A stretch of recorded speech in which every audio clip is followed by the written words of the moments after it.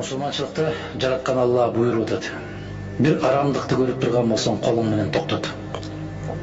Колуң менен токтото албасаң, тилиң менен токтот. Тилиң менен де токтото албасаң, ошону жеп көр дейт. Көрдүңүзбү? Мен Кыргызстандагы арамдыкты көрүп туруп, 6 саным аман туруп, акылым жетип туруп, эмне үчүн мен ушуга күрөшпөшүм керек? Адам болчу, ким болсоң ошол бол. Кайсы кесиптин ээси болсоң ошол бол. Бирок адам болуш милдеттүү.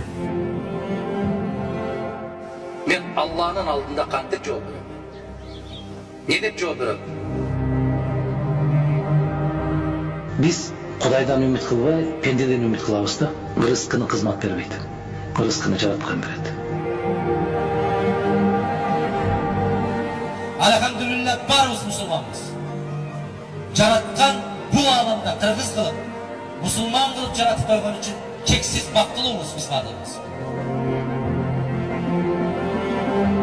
Кайрымдуулукту жасап атканда оң колуң бергенди сол колуң билбесин.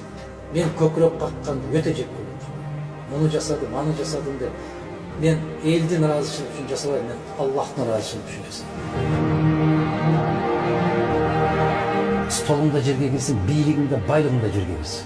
Кеп каргышта турат. Каргыш тиет. Тийбей койбойт. Кеп элдин каргышында турат.